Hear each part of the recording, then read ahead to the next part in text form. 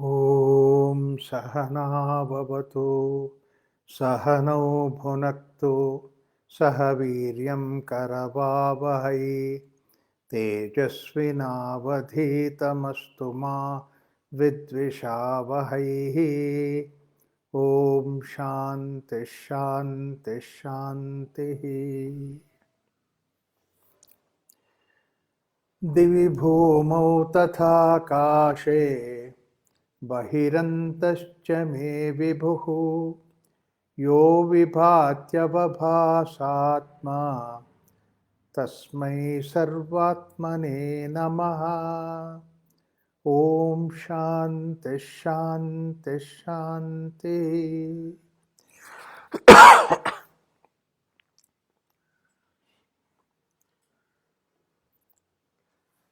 Let's go to the story of Janaka. We were supposed to take last week, but because of the Yoga Bharati Yoga Let Go series, that we could not take up this one. But let's take up this time. Before we take up the sutra that comes in the story of Janaka, Janaka Upakhana, one interesting story, and that is what Ramakrishna Paramahamsa, somebody came to him and he said that, you've given up everything and then you are renounced and then you are, you have sacrificed the most and all those things. And Ramakrishna in turn tells the person, householder, he is a big businessman, sales Sethji. He says that, look, I think you are a bigger sacrificer because I have given up my riches, household, and this, that, family life, and all that for the sake of God. But whereas you are so big, because you are so extraordinary sacrificer, because that for small little simple things like money and this and that, all those things, you have given up God. You kept the God at stake at the store. So you are a great sacrificer, indicating that we go in search of something which is trivial, and in the process that we leave behind something which is extraordinary. And this also gives an indicator that saying that we go in search of anything and everything in the world outside, but we don't go inward. Outside is far away, and then we go that far, but inside, which is very close to us, closer than the closest, it's closer than the body, closer than the mind, closer than the intellect, and that we leave it behind, which is so close to us, we don't go there. We never enter there, but we go into the world outside, and we search in the world outside. So this is the kind of model that Janaka takes up in this particular sutra. Here he says, Atraidam Shrunu Vrittantam. It is the essence of Yoga Vasistha textbook, the story of Janaka. And that story of Janaka, it is the 7th and 8th sutra. Dvitiya Swatmane Vashu Kinchid Vayu Utpanna Chetasam Bhavati Jnana Sampattim Akasha Palapatavat. This is what last time we have seen. Jnana Sampraptihi Akasha Palapatavatu. The last step that is there in the Jnana, it happens to us. It's not by our effort. Because whatever that we get by effort is supposed to be the world outside. As long as the effort is there, that means to say we are identifying ourselves with the world outside. The moment we give up the effort, and that is what is Jnana Sampraptim. Akasha Palapatavatu, that means to say the way that the fruit just falls from the sky, from nowhere, it just falls. That's what is the kind of experience one has. One gets into that state of ultimate reality. Atredam Shrunu Vrittantam Janakasya Mahipate Ekado Pavane Ramye Ekante Vicharayat Saha Tatra Shrutva Sanchinne Siddhe Gataha Mahatmabhi. In this manner, here the story of King Janaka. Once he roamed over the solitary place and pleasing the grove, forest. There he heard the song sung by the high-souled souls who were hidden. So this is the story of Janaka, starting with where once he was going in the forest all alone, just taking a just stroll, and at that time there were some celestial beings. They were going in the sky, and they were discussing, and then their language, their knowledge, their conversation. Janaka follows that, and while conversing, they said, one addressing the other, saying that, look at this man who is there, and he is supposed to be the great king Janaka. And Janakasya Mahipate Ekado Pavanemye Ekante Vichacharasaha Tatra Shushravya Sanchinne Siddhe Gita Mahatmavihi. And he heard that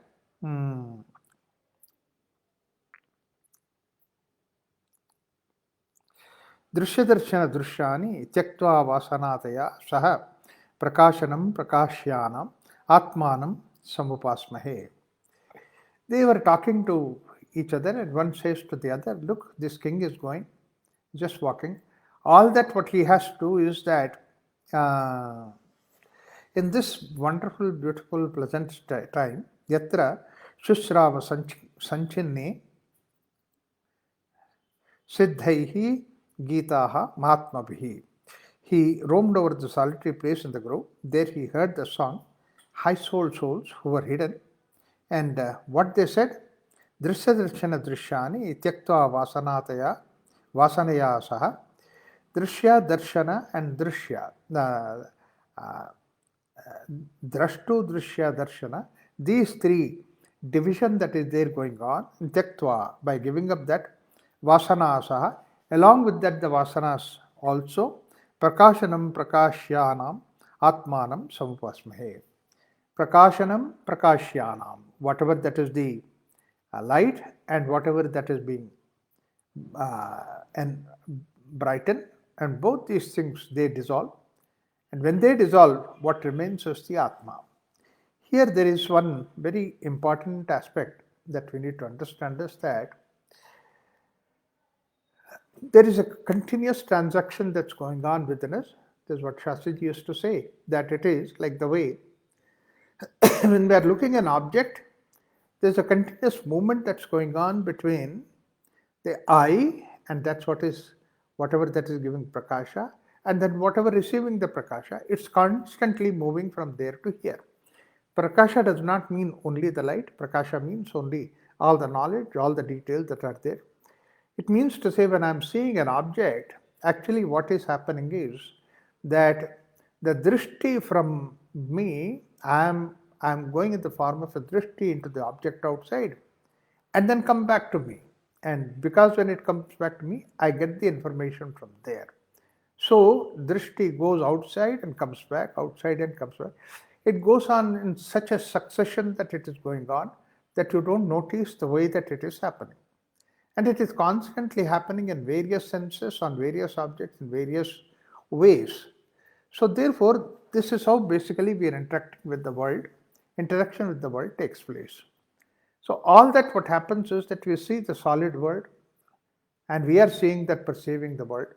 And all that is there, it is because it is nothing but this constant flux that's going on. It is a constant movement that's going on. That is what we see.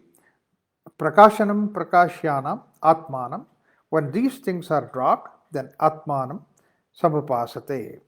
So, Samupasmahe, all that fit to be manifested. Sarve Shivasitam Hamsaha Ucharantam Upasmahe Santyajya Hridgruheshtanam Devam Anya Prakash Prayantiye Te Ratnam Abhimanchanti Tyaktva Hastasta Kaustubam Sarvashaha Akhila Santyajya Phalam Etan Avapyase. So that means to say, we meditate on the Hamsa, the Supreme Spirit, which abides in all and issues forth the universe, having abandoned the Lord, the ruler of the cave in the heart, there who set out to seek the different God, They long for the gem, abandoning the precious Kaustubha in their hand. We have a gem, we have an extraordinary, wonderful uh, uh, Kaustubha money. This is what the celestial, the extraordinary, wonderful gem. The importance of the gem is whatever that you would like to, you wish it, you will have it. That's why it is called as Kaustubha money. And and that we renounce, we have given up, and then renounced all the desires, this fruit. And then we go for the desires of the object outside, and then Kaustubha money is in our hand, whereas the gems are there in the world outside. We are looking at the gems, we are impressed by the gems, and we run behind the gems, but we forget the Kaustubha money which is there within us. The cave of the heart signifies the essence or the cave of one's being, and Kaustubha is a mythical gem won by the Lord Vishnu on his breast. It is on the Vishnu, this Kaustubham is there. That's why in Vishnu praise it is there, always said about Kaustubha. And बुद्ध्वाप्यन्त्यन्त वैरस्यं यः पदार्थेषु दुर्मतिः बध्नन्ति भावना भूयो नरो नासौ न गर्धभः. Even after known their abandoning insipidity, that stupid person who again fixes his thought upon the objects of the world is like a man who has absolute stupidity. Because his stupidity, that's why he called as the donkey. He is donkey because basically that the story goes, Mullah Nasruddin is having a donkey with him, and then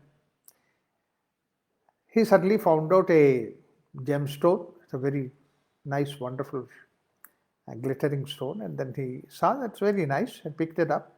But then what to do with that? Then he just, rather than just putting in the pocket, let me tie it around the neck of the donkey. So he tied to the neck of the donkey, and then it's hanging there. Yeah, he felt very happy. The donkey looks nice with that. But the donkey doesn't know anything about that. The donkey doesn't know anything about that. But then he ties to the neck of the, and he's walking. When he's walking, that there is a fellow comes across on the way, and then he suddenly sees that it's not an ordinary stone, because he is a jeweler.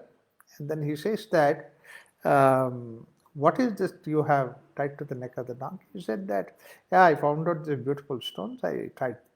So that means he made sure that he does not know what is that he is talking about. He said, I will pay you 100 dinars, then can you give it to me? And then, wow, he felt in the first place that he was very happy, because 100 dinars is something like a huge money. He never even thought about it, and then this fellow is offering that all by himself.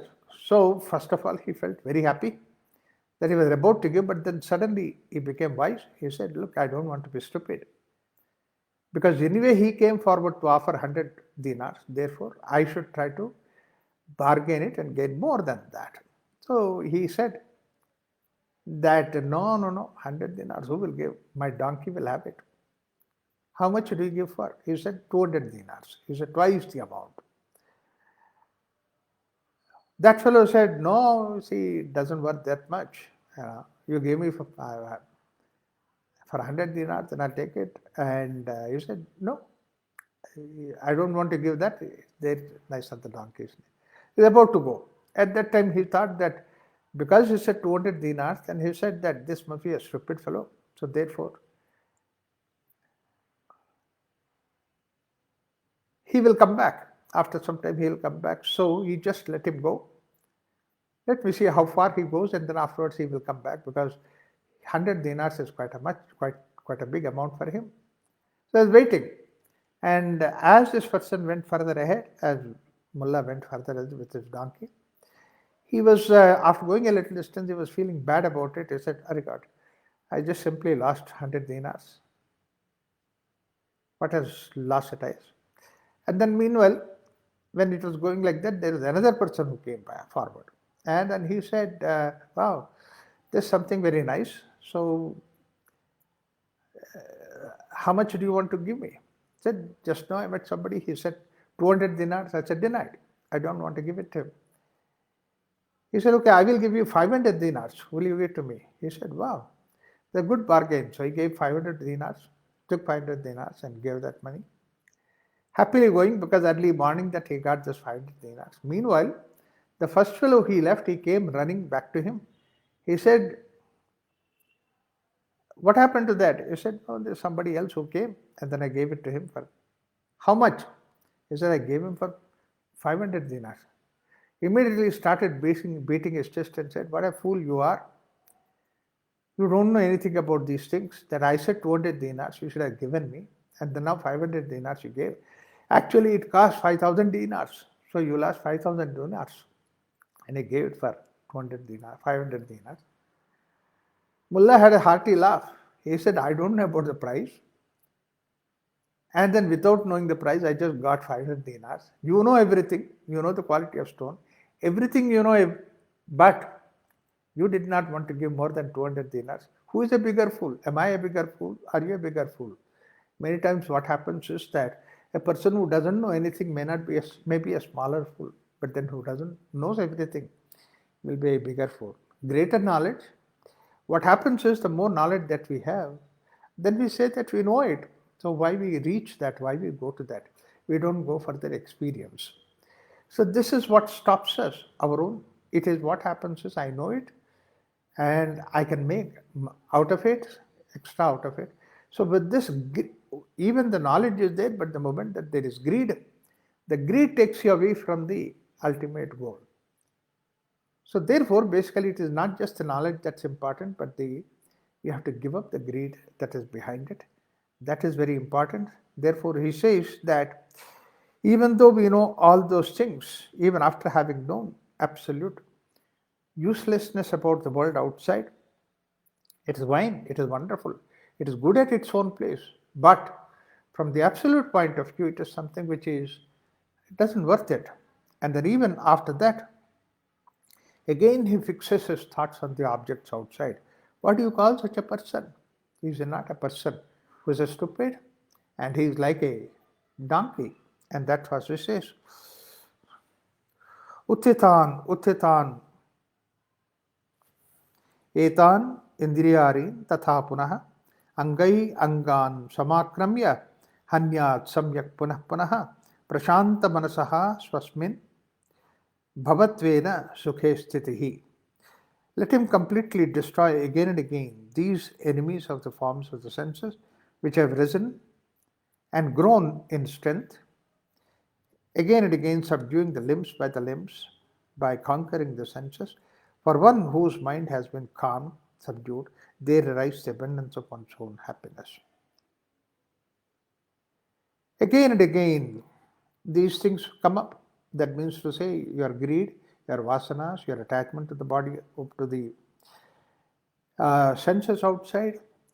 Why we run behind these things? Because that it looks easier, it looks much closer, and it's something which is nearer to us.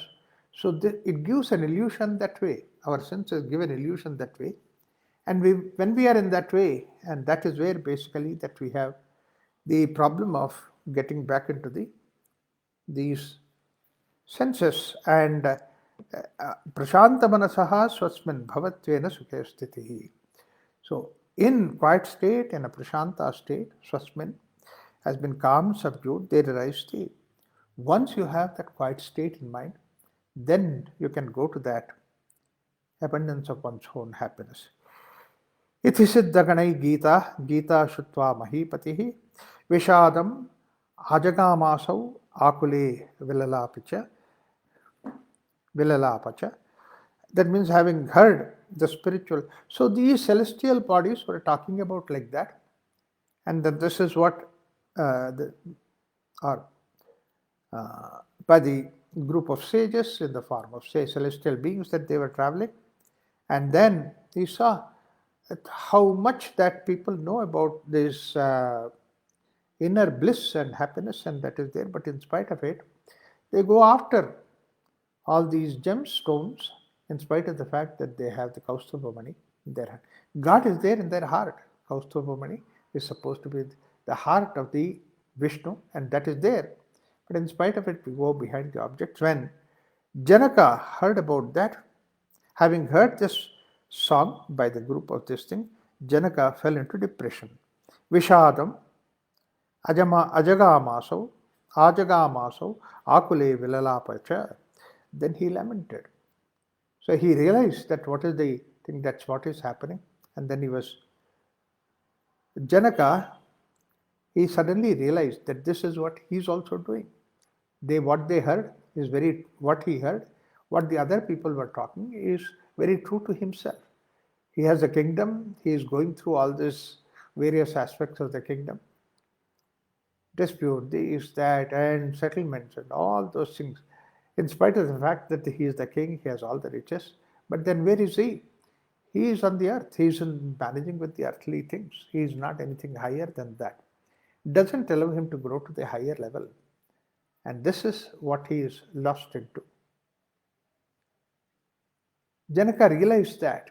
That means to say, however much that your inner realization is there, but what happens is that you are still dealing with on the ground. It is like the way that they say that the eagle, however high it may go into the sky, where even the hills do not reach, all these forests do not reach, but then he is there at that high openness in the sky.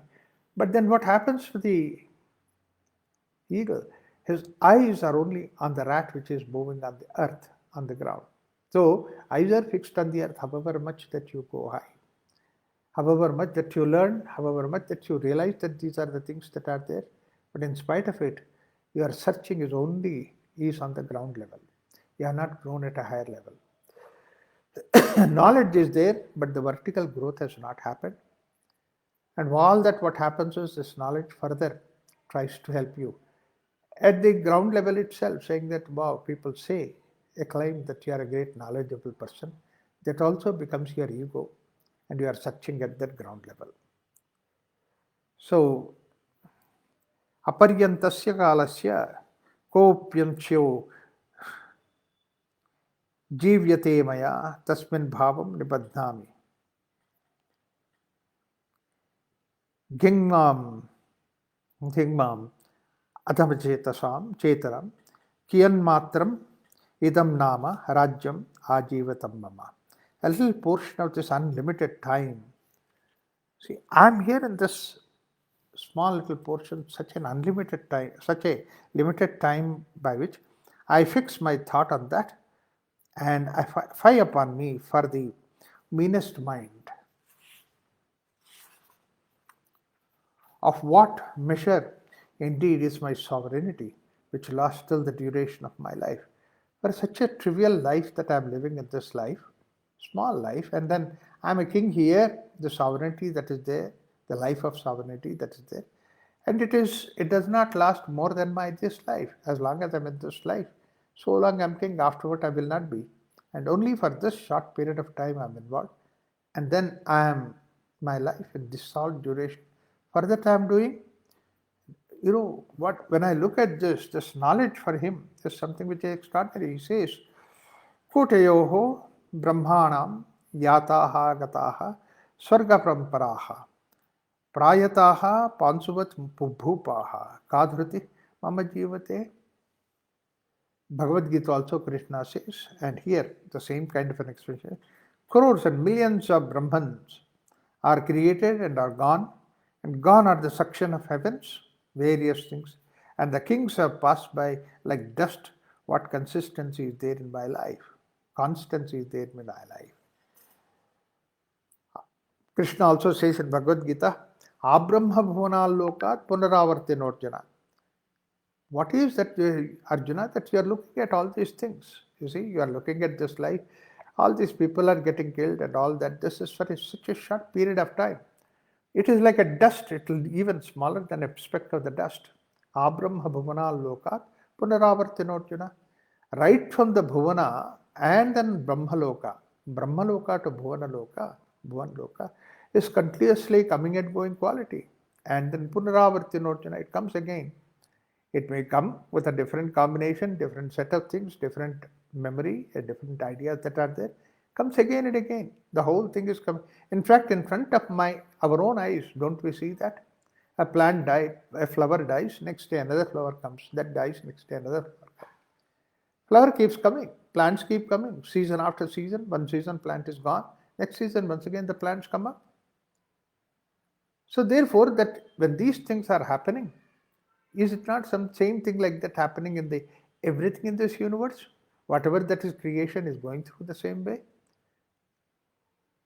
Abrahma Bhuvanalokat Punaravartinorjana comes and goes again. Like the wave that comes and again goes back. However big the wave, however great the strength of the wave may be, that it just goes back. But then why we don't see that? Why we don't have that perception? We don't have that perception because that we don't, our consciousness does not go through that coming and going quality.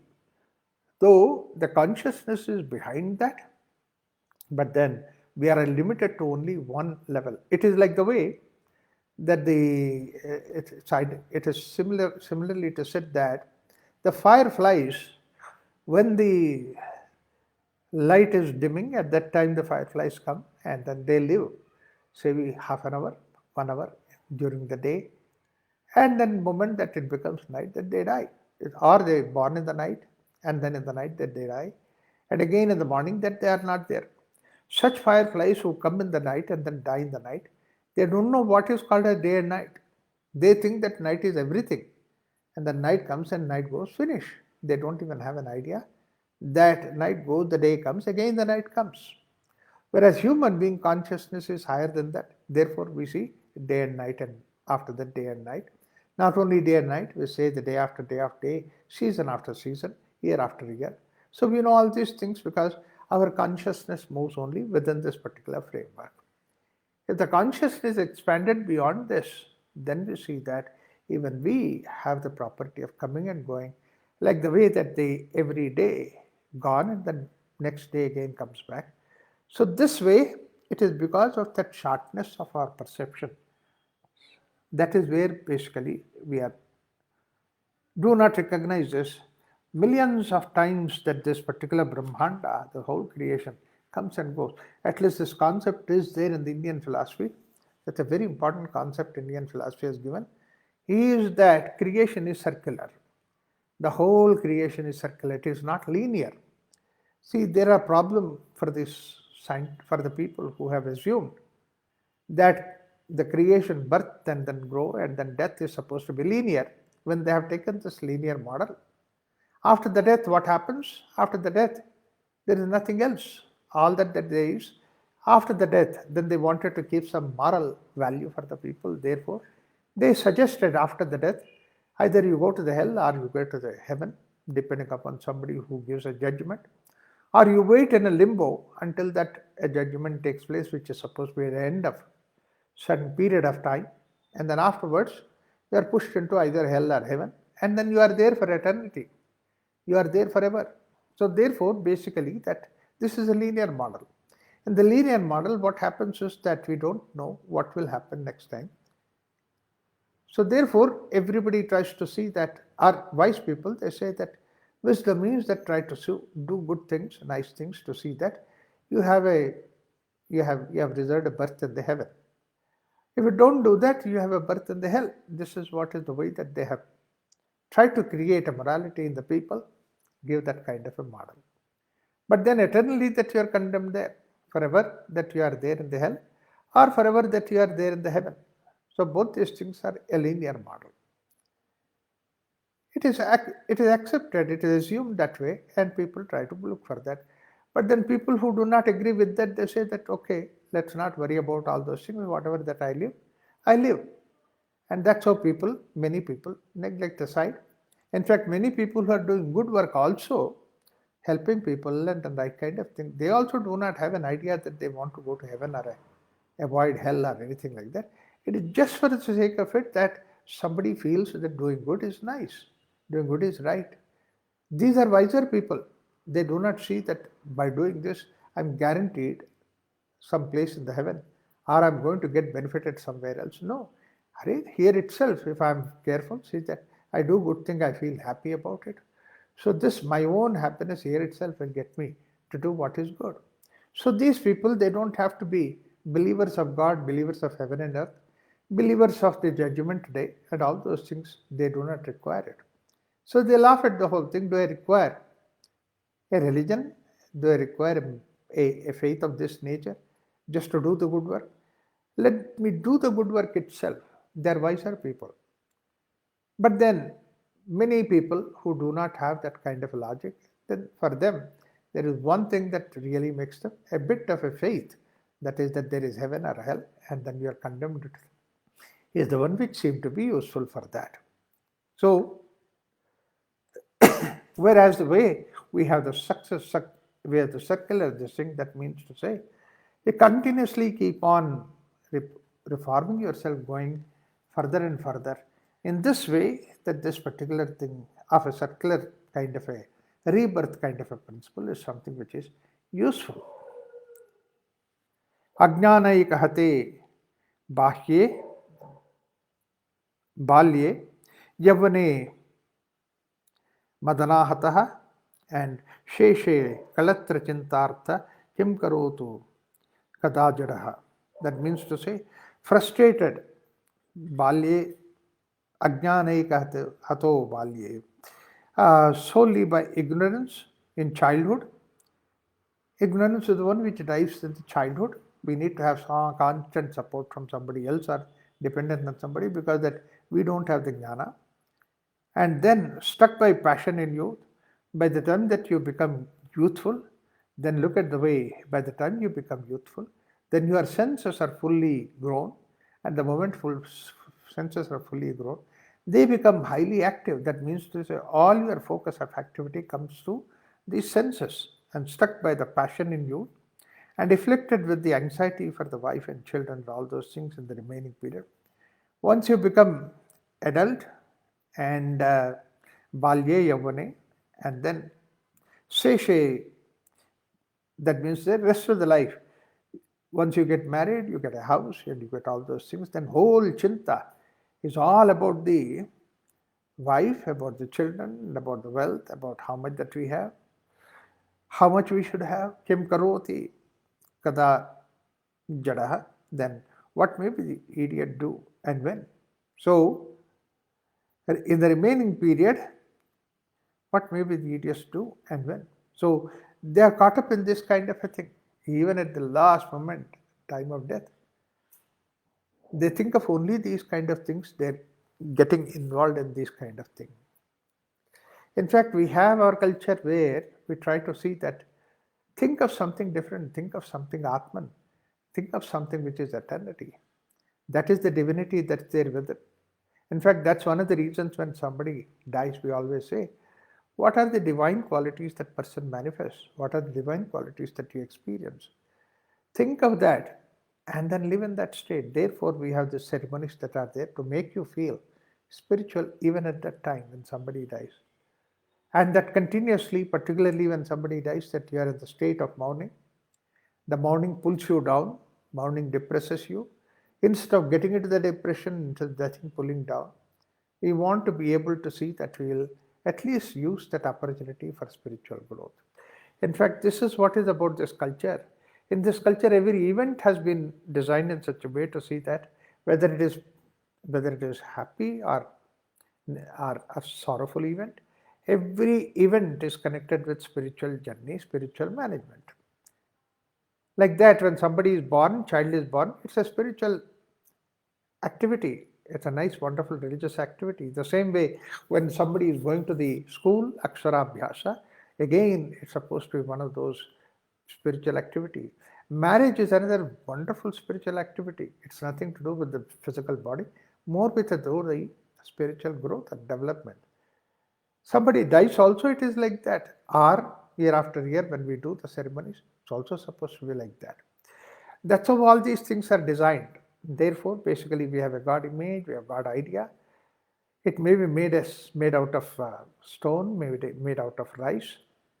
But then we do the avahana, that means to invoke that and then give that. The whole idea is to see that you live in that spiritual fervor, make everything into a spiritual journey.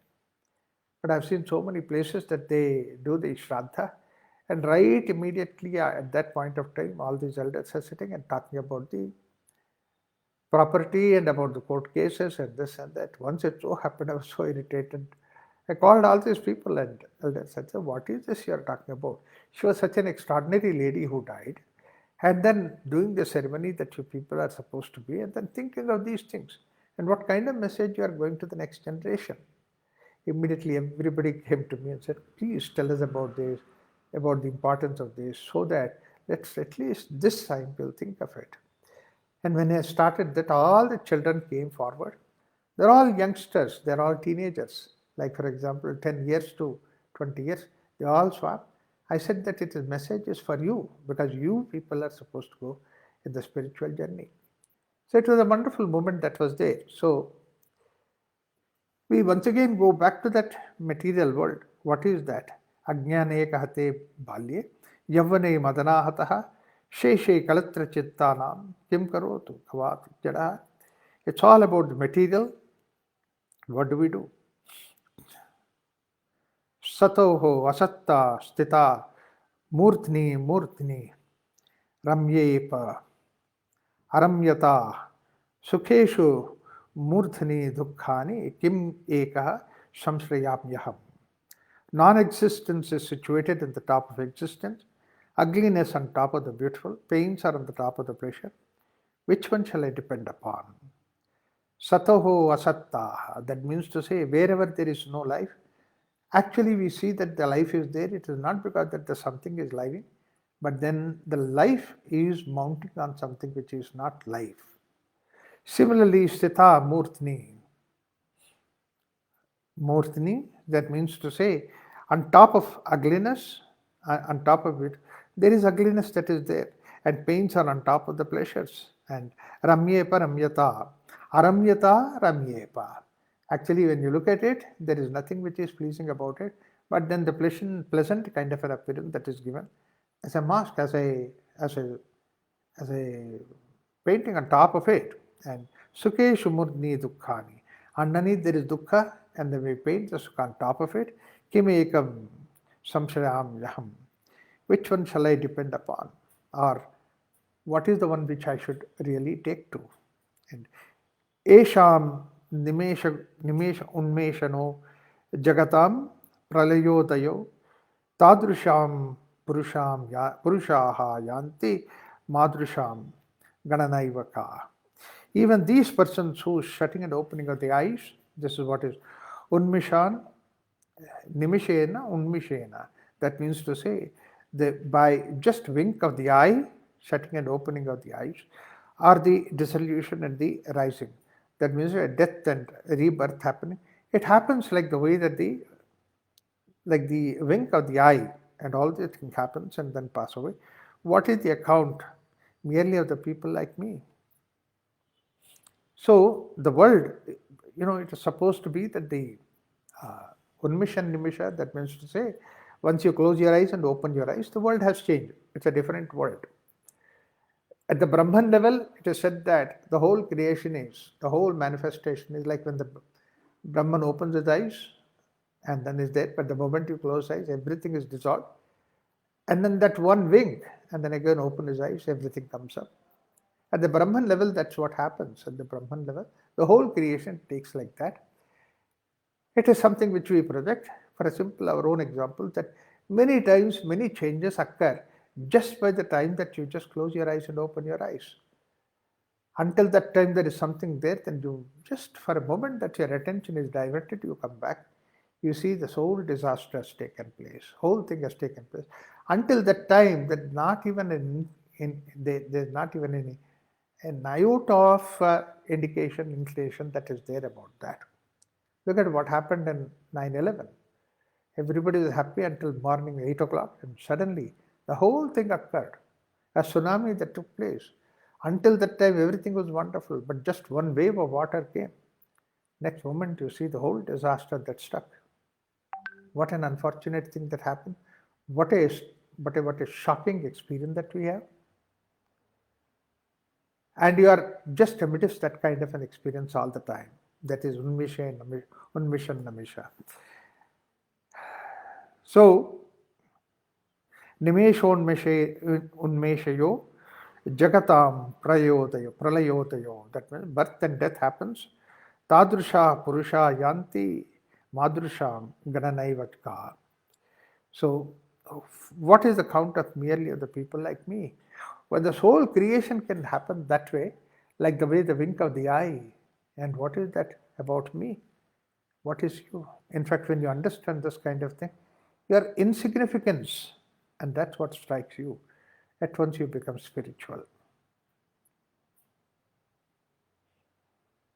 Samsara eva dukkhana seemantam kilaka kathyate tanmadhyapatite dehe sukham aswadyate katham. Indeed, worldly existence alone is declared to be the utmost limit of all sorrow. And the body which has fallen to its midst, how is pleasure tasted, enjoyed? The whole life itself, samsara eva dukkhanam, what everybody expects, samsara is supposed to be dukkha. Samsara is supposed to be dukkha. Some people said samsara is supposed to be a sin. Your birth is a sin, the world is a sin, full of sin. This is how people have expressed. Buddha also said life is nothing but misery. And it always, poets also say that the child is born crying. That shows that I come to the world where I'm supposed to be crying. It's supposed to be negative. When you look at it, the whole creation seemed to be negative. But then Buddha did not stop at that level. Buddha's approach is something totally different. Various other scientists, various other thinkers stopped at that level. And many people even stopped at that level. Not only that, how to contribute towards that. And that's what they have looked at the world. In the sense that samsara is supposed to be short-lived and it is full of dukkha. So you are running outside for the sake of sukha. You get the object outside for the sake of sukha because temporarily you see that. Like for example, thirst is supposed to be dukkha. You go for water and then you take care of that dukkha.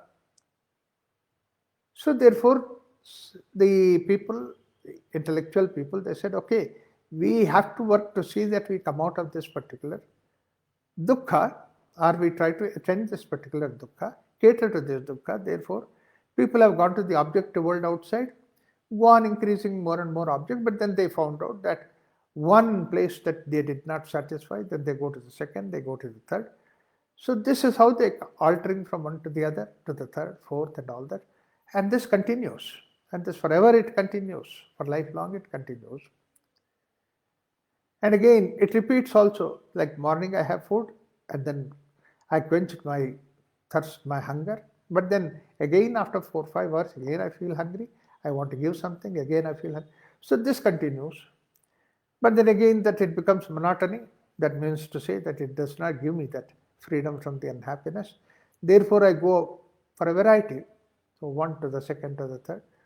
This variety is the way that we try to seek for the sake of solution for the dukkha that is there. So every time that we are running indicates that we are in the dukkha and we would like to come out of that dukkha. And then every attempt that we see is to see that we come out of dukkha. It's a decision we have taken to see that come out of dukkha. So this is a constant effort, constant journey that's going on. And then when we get vexed with one object, then we go to the another object. And when we found out that it fails, then we go to the third object. We do not say that the object itself has that kind of property of short-lived, short life. Such a person is a spiritual person, then he turns inwards, then he tries to seek happiness within. So samsara shesha,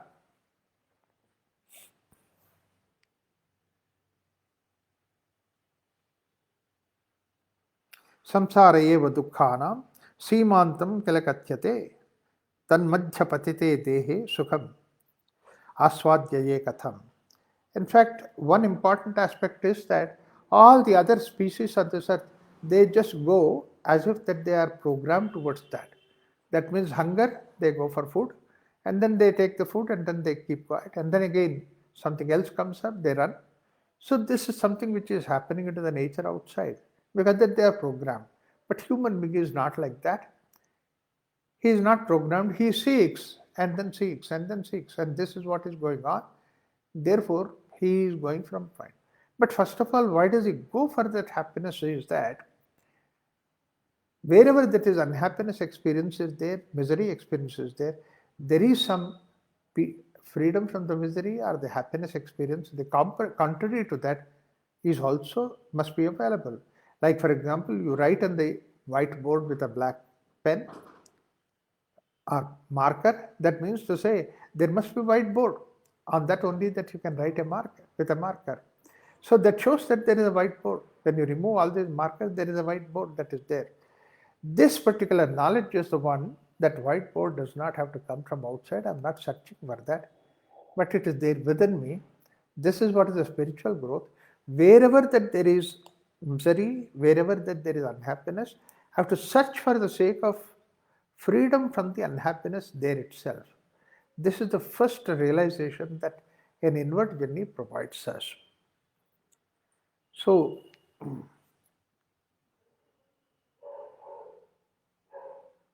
but I shall dry up the worldly existence with pacification or the extinction of the thought. I'm awakened, I'm delighted. The thief of the self has been seen by me. Samsara shoshaishyami sankalpopashamena tu prabuddhosmi prafrushthosmi drishtaha chauro mayatmani. So that means to say, I shall extinguish, I shall remove samsaram shoshaishyami. Shoshaishyami, I dry it up. The swara is dried up, and sankalpopashamena tu. The sankalpa, that means to say, the sankalpa is completely eliminated. So these are the two levels. One level is that I remove my concept that objective world is giving me happiness, outside world is giving me happiness, and that concept is gone. That knowledge is there. And then what happens is that the sankalpa upashamena, I have put behind that my energy, my power, my strength, and that drives me. Many times what happens is that I know very well that the object is not having the happiness, but what can I do? Helplessly I go behind it because I don't know anything else. This is what is the way that even though my happiness equation is gone, but my sankalpa is not yet gone, so it goes on like that.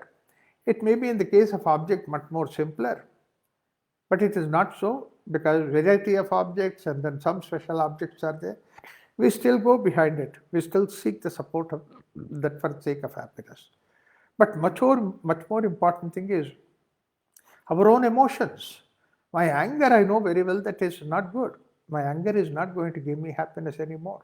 But in spite of it, we try to get angry. We say that I don't want to be angry, and I take a sankalpa on that. I take a vow on that I will not become angry again. But soon, immediately, we become angry. Why it happens is that the concept that the anger is not giving me satisfaction, happiness, or achievement, even though I know very well, but it is only superficial knowledge. Deep inside, somewhere deep inside, I'm still convinced that my anger is only a solution for the problems. A lot of us, we have this kind of an activity that is there. Therefore, anger comes up, and many times we don't even accept that we are angry. When somebody is angry, yeah, at the body level, that when there is a sickness, if you say that you are sick at the body level, you have to take rest, people will be able to accept it. But whereas somebody says that, look, your sickness at the mind level, that you are angry, that person gets all the more angry. He said, who said I am angry? It's very difficult to accept at inner level, much deeper level, that you have that sickness, you have that disturbance that is there. You can't accept it. It requires a particular wise person who you have Shraddha, and such a person, when he says that, then maybe something that can enter into you. So therefore, what happens? Samsaram shoshayishyami. That means, say, I try to overcome from the samsara outside. Sankalpopashamena tu. That means to say, upashamana of the sankalpa has to happen. When sankalpa upashamana has not happened, only for the sake of samsara upashamana is happening every time that you take care of the quenching of the thirst and the objective world outside. You got it and you feel that yes, you are satisfied. And that is where samsara, upashamana, that takes place. Becomes dried up, but then it doesn't stay long. Again, it sprouts. Like the way that the first rains come up, all the plants that are there in the soil, they come up a sprout again. They come back again. It like that it comes up. Whereas deep inside, sankalpa upashamana is something which is very important. Prabuddhosmi, prakrushtosmi, drushtah choro mayatmani. When can it happen? When I realize from inside, from deep inside, the the idea comes, the correction comes at the inside level that prabuddhosmi, that means to say, now I raised to a different paradigm or a different plane of reference, plane of existence. And what is that? Prabuddhosmi. That means I have become wiser now. And prahruštosmi, and that is why I am delighted. That means to one thing is that I have the knowledge, and not only that, I find the joy in that particular state of knowledge. Prahruštosmi. A beautiful word it is. Therefore, I am delighted. Therefore, the self which has been corrupted by the world outside, the thief of the self, the choro maya, atmanaha, and then that I understood what is that which is corrupting my atman, that means to myself. So by doing this, I realized that what is that which is corrupting myself, or in other words, what is that which makes myself to identify with the objective world outside. Myself is not in the self, atmanyev atmanatushta, like Krishna said it, and that's not the state that is. Now I realize that.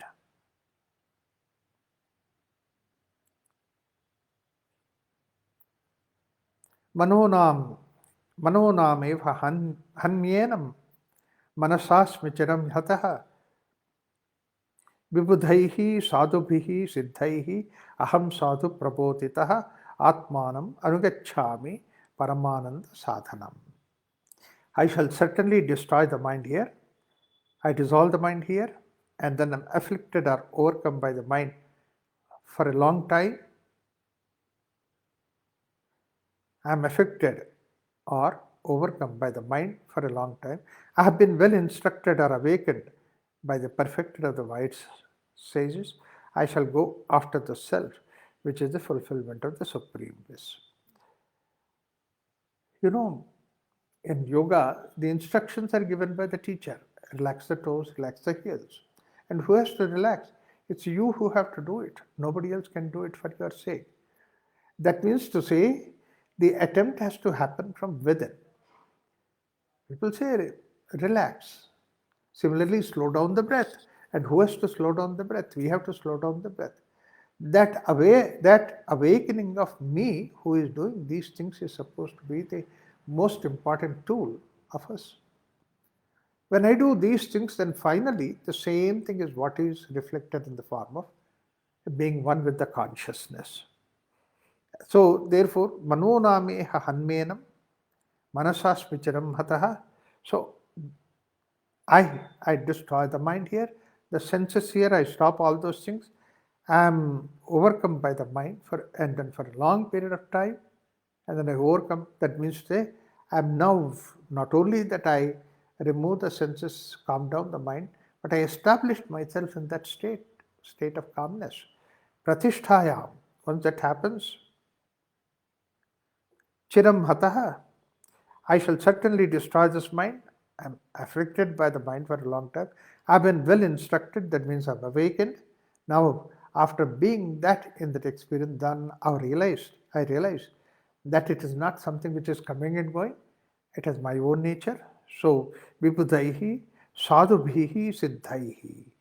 And by the perfected and the wise sages, and they all, assure.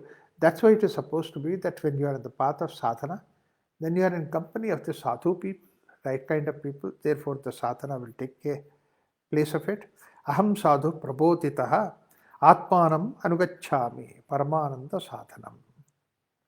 I follow that atma, I follow that me, which is free from all these things, Ragadvesha, Kamakrodha, and also Ahambhava and Ahankara, and all those things I come out of it, and which is fulfillment of supreme bliss, Paramananda Sadhanam. I get into the Paramananda Sadhana. Itimatva chiram trushnim sitvotham pranarjagau kimupadeya mastiha yatnat samsakhayami kim. Kim me kriya parataya, kim me nishkriyatapi va. Having pondered for a long time and remained silently and got up, he declared again, what is there fit to be acquired now, here? And what shall I accomplish through effort? Or what use to me is devotion or the occupation with action? Or else what avail for me is withdrawal from the action? Why do you doing active? Why should I be withdrawing from the activity? What is all these things about? All these questions come up. Iti sanchintya janake yatha praptam kriyah tatha asaktam kartumuttasthau dinam dinapati yatha. Thus, having reflected, after having this, Janaka then proceeded to perform actions and as obtained suitable to circumstances, unattached, and just as the Lord of the day, the sun causes the day.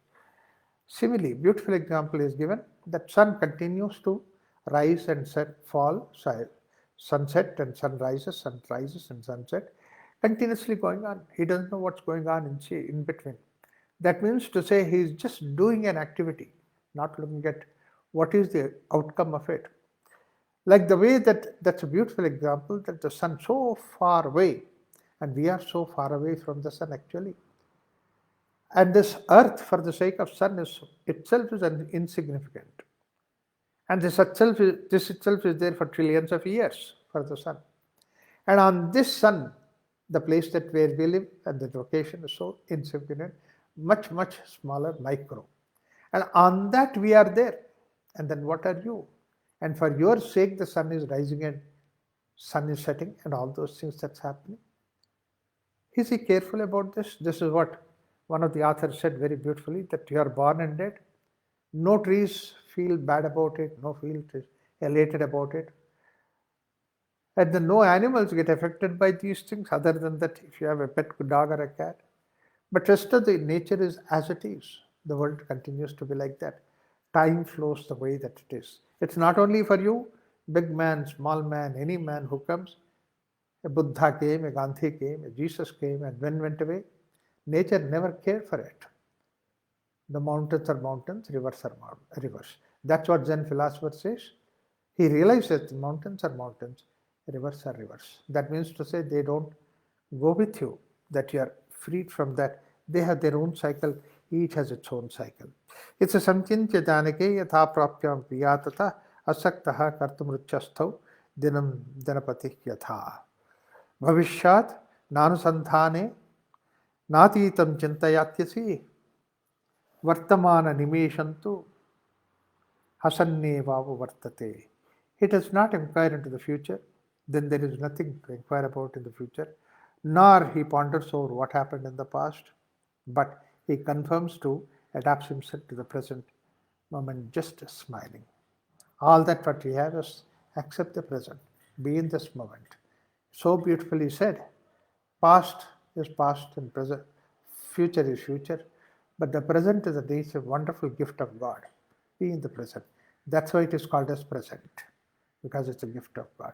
This moment exists for you. Be in this moment. What happened in the past, what happens in the future, because that the creation has seen the past and future for such a long period of time. Before you are born, after you die, it continues. Rivers flow, mountains are there, everything happened the way that it is. You are for such a small period of time. Which means basically the idea is that you believe, you behave in this world, you be in this world as if you are very insignificant yourself. Don't bring in your ego aspect of it. The moment you bring in ego aspect of it, that means you are becoming important. Big or small, anything that you do it, whatever it is there, Vartamana Mishesham tu Hasan Naivan Vartate. Smilingly be in this moment of time. Why it is said that like that? What that you can give to the world outside? A smile. Give a smile to the world. That's the best gift that you can give to the world. स्वविचारवशात् तेन प्राप्तं प्राप्तं अशेषतः सीमानं सर्वदुःखानाम् आपदं कोशमुत्तमम् बीजं संसारवृक्षाणां प्रज्ञामान्धं विनाशयेत् तस्मात् प्रयत्नः कर्तव्यं सम्यक् प्रज्ञावबुद्धये. Though the power of his own reflection, the investigation, whatever is fit to be obtained has been obtained by him entirely, let one destroy the dullness of the understanding and intelligence, which is the limit, climax for all miseries, the principal storehouse of calamities, and the seed and joy. Therefore, effort must be made properly for the growth and development of this wisdom. It's not only that we become wise this way, but to see that, we need to see that it grows. The growth of intelligence referred to here is the culture of the human consciousness and not the acquaintance of information of the worldly knowledge. Very beautifully it is said, jnana in the Indian culture, Indian conditions, it is not just only the knowledge. Knowledge based on experience. That's why again and again in Upanishads it says, Shrotriyam Brahmanishtam. That means one who understands, but at the same time, he is established in that. It has become like an experience. Whatever that is not experience is not even jnana. In some books it is said. Therefore, here it means to say that consciousness is not an acquisition of knowledge, but it is basically the experience that you are following behind. Chintamani vyam prajna hutkoshatha vivekanaha phalam kalpataye vesho kalpalatai vesho chintatam samprayishyati. The chintamani, that this is supposed to be the special kind of a stone. The moment that you put the stone, the whole water gets the same color. If a blue stone that you put it, whole water looks like blue because it's present, situated in the treasure house of the heart of the illuminated, like the wish fulfilling creeper that grants the fruit desired for and therefore.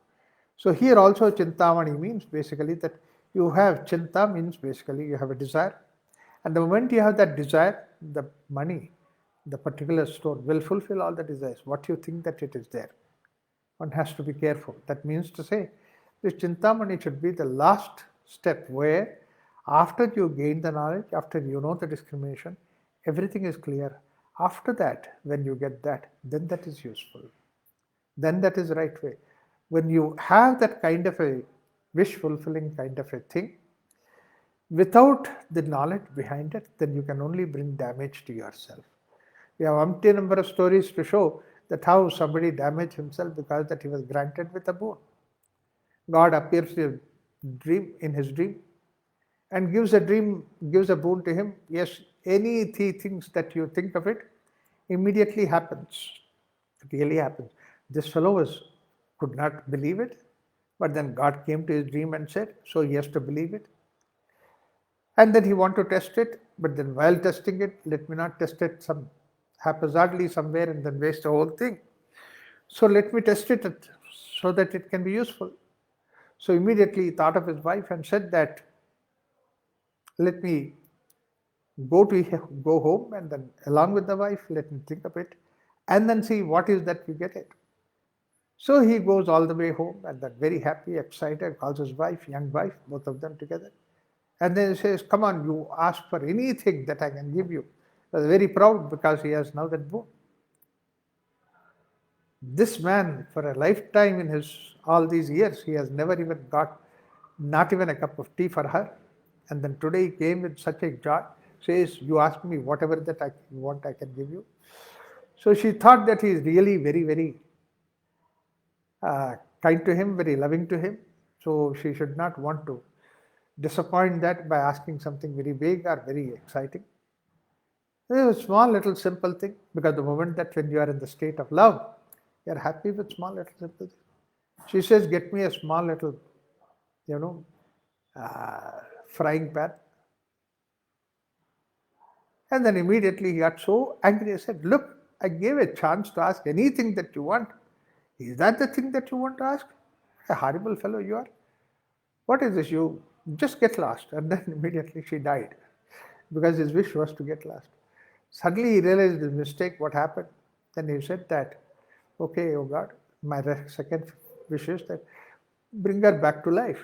So that's why she came back to life. So therefore, that you waste all your wish because that you are in the fit of not only that ignorance, but in the fit of your own emotions. When all these things are there, what you get is not something that what is really useful. Rather than that, let him have that what he can give. You be humble. Give it to him, give it to the God. Let him take care of it.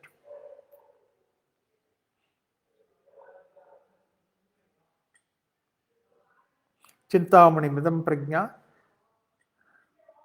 hृत्कोशस्था विवेकिनः फलं कल्पलते वैशां चिन्तितं संप्रयच्छति नित्यम् अन्तर्विचारस्य पश्यतः चञ्चलं जगत् जनकस्यैव कालेन स्वयं आत्मा प्रसीदति.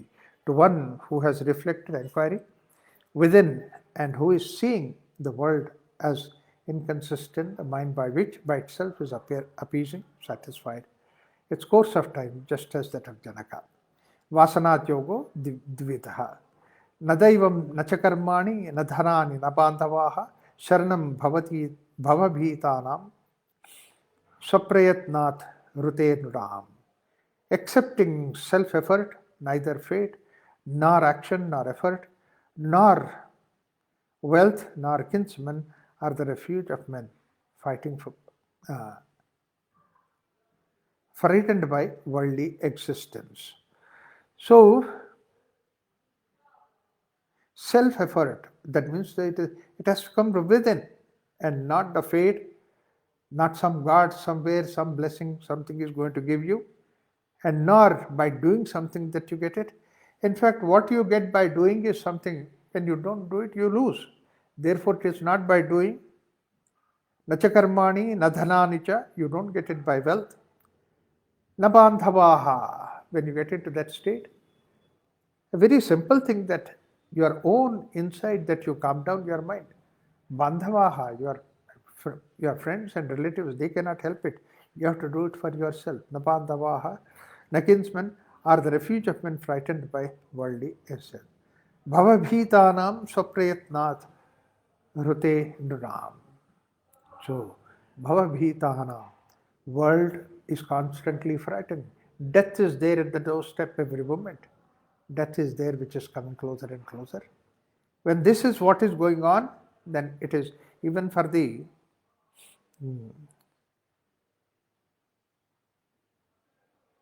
Rute Nunam.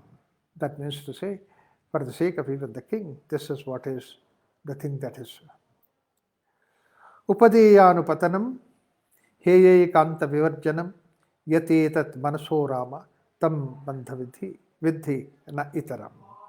Hey Rama, pursuing what is fit to be acquired and abandoning what invariably which is fit to be left, known this attitude of the mind as bondage, nothing else. Take what is supposed to be the one that you need to go with.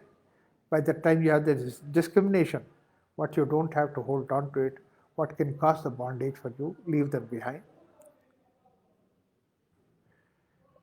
Heyade yadrishau tyaktva sheshastha sustiro bhava samvidhir vyavasat praptam drishyam asharyate manaha. Having given up the view that the thing is fit to be abandoned or fit to be heya, adeya, that means to say whatever that you have to give up, reject it, and what you have to invite, adeya, drisho tyaktva, give up not just only what has to be given up, that even the idea that I seek this, both these things, heya, adeya, both these things, drisho tyaktva, give up that, sheshastha stitau bhavaha, sustiro bhava, whatever that remains, neutral that is there, be in that center, be in that neutral bhava. Samvid virya vashat praptam drishyam ashrayate manaha. perfectly still, abandoning by the residual reality, on account of the energy of consciousness, the mind resorts to the visible objects met with. Now, what happens is that when once these both heya, upadeya, that means to say getting something and rejecting something, like something, disliking something, I wish this should be there, I wish this should not be there. These two things are the pairs of opposite, and we are struggling between these two. Many times, what happens is, imagining that it will be like that, we would like to be away from that. Even the situation is still not there, it is still not yet come. But then you imagine something negative and say that, look, I don't want to have that, I don't want to go by that, let me leave it. Similarly, expecting something which is extraordinary, that you run behind it, passionately go behind it, even that you leave it. That means you are not driven by the whatever the circumstances that is there, whatever the sthiti that is there, but you are driven by your own passions and expectations. These are the things. When you go with that, leave these things. Then what happens? Life is offered by what is that the nature itself plans for you. It is you are going by the nature's plan. You are not going by passion. And this is what heyadeya drishau tyaktva sheshasthaha sustiro bhava. Be steady in that, and samvid viryavashat praptam. It means it is from the divine activity, the divine possession, that is you have praptam, drishyam ashrayate manaha.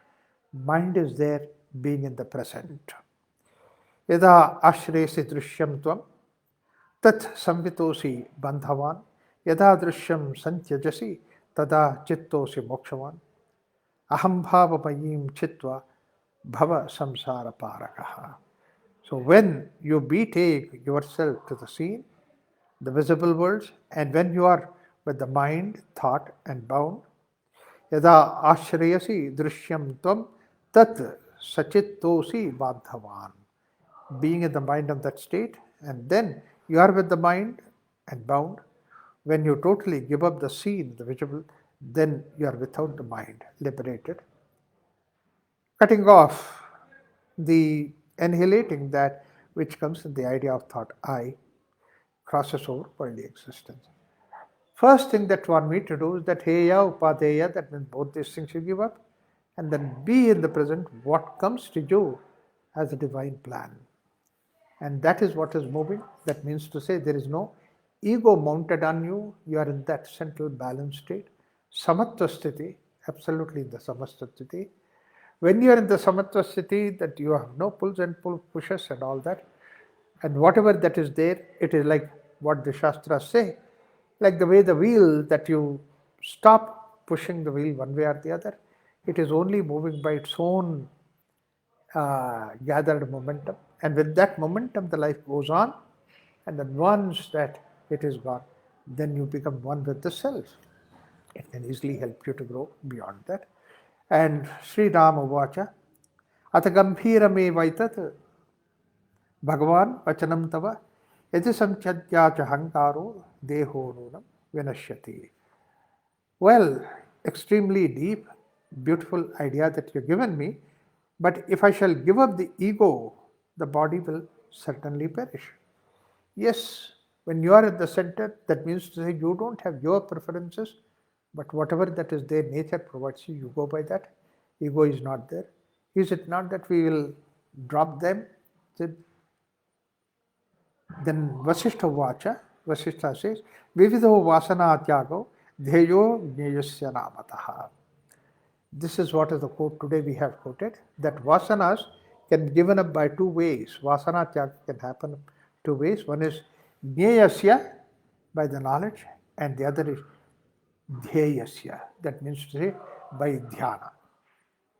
So by intellectually convincing oneself, by discriminating way that we are convincing ourselves is the Gneyasya, by Dhyeyasya, by actually living that, by being in that, and that's what is dhyana. Dhyana is contemplating on that or vividing. These are the two ways. Dividho vasana tyago dhyeyaha shreyascha namataha. Dhyeya, shreya, these are the two ways that you come out. Vasana tyagaha. Aham esham patarthanam ete chamama jivitam naham etai vina kaschit nama eka vina kilah ityanta nishchayam krutva. In the original text it is ityanta nishchayam tyaktva vicharya manasa buddham matva naham padarthasya napadati padartho mamipyati antashitalatara buddhya kurvato lilaya kriya yo nunam vasana tyago dhyeyo rama sakirtitaha. He says, aham esham padarthanam ete cha mama jivitam. I am of these things and these are my life, existence. And without these, I am not anybody. That means the objects and me, you cannot separate me. I am being one with this object. And without me, these indeed are not there. Object also is not there without me, Rama. Thus having resolved within and having investigated thoroughly by the mind and considering, understanding, I am not of the thing category also.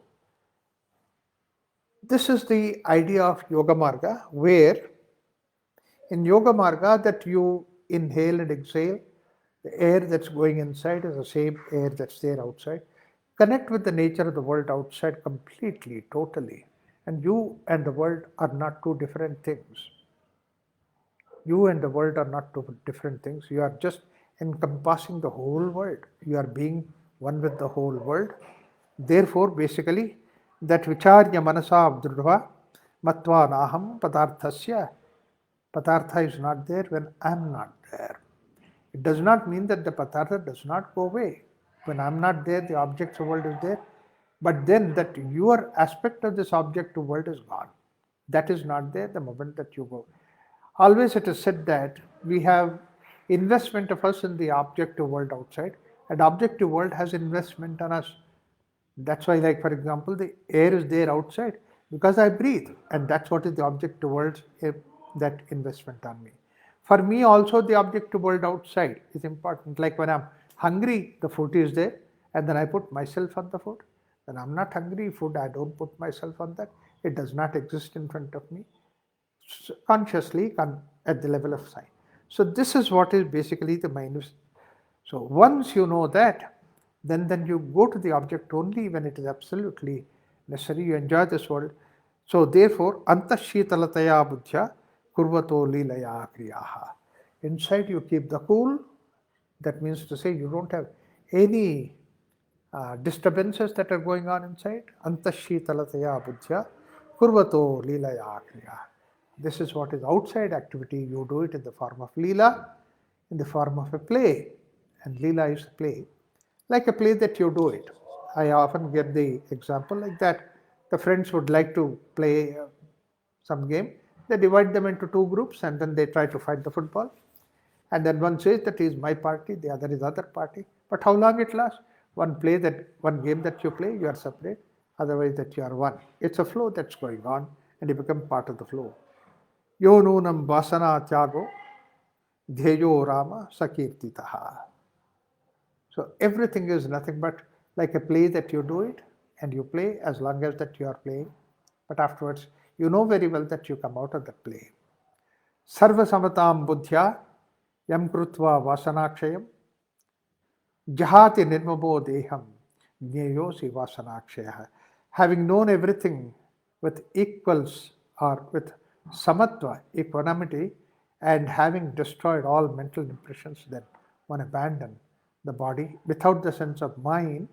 This is the destruction of mental impressions called as jnaya. Jnaya means dissolving this I, saying that it is mine and all that. And then there is nothing like I and mine. And even this body, whatever that is there, is not my I and mine. It's also like the way that the universe creation that is there and it is going on. These are the two things. Dhyaya is where that you identify yourself with everything. Jnaya is where you detach from everything. Dhyaya is something which is basically abhyasa. Jnaya is equivalent to vairagya. So when these things are there, refers to the absolute absorption of being consciousness, devoid of all ego, and then there is no identification. Dvavitau Raghavatyago Samo Mukta Padestitau Dvavetau राघवत्यागो सामो मुक्तपदे स्थितौ द्वावो द्वावेतौ ब्रह्मतां जातौ द्वावेत्ति जगतज्वरौ. The same thing is expressed in another way that